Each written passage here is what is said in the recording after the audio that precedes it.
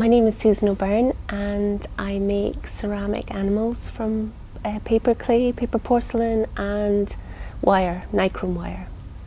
They're generally narrative, and I would say they have more to do with human emotion and myself than actual animals.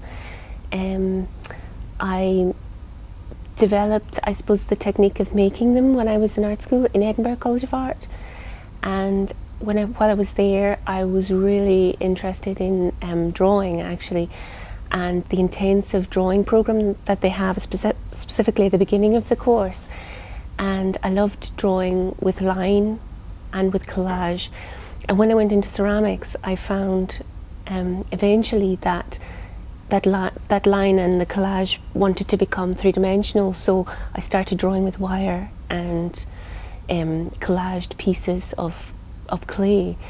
It was a challenge to try and get everything to hold together well. Obviously wire expands and clay shrinks in the kiln, so I had to develop a clay body that would work with that. So yeah, I ended up using paper, clay and patterning all my surfaces and then collaging with that in 3 dimensions. The way I make the work is related to the way I made things as a child in paper mache. I don't know if that technique is used by anybody else, but it's something I think that I've just problem solved over time and developed. When I started making animals, I started on a very large scale and was really interested in the physicality of the work. As I got older, I think I wanted to make some intimate work as well that had a different feeling to it.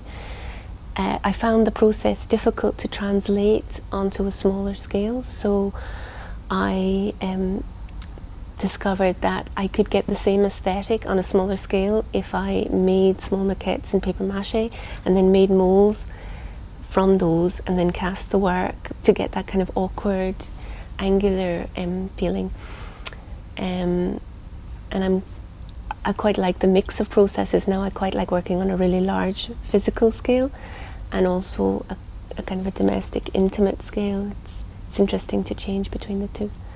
I realised that I'm interested in the relationship that humans have with animals, how they have used animals to categorise things like emotions and stories, but how in the past animals have also been the subject of categorisation by humans. I want my work to look like they've been made perhaps in the past by somebody who had a desire to make, and it could be for another function.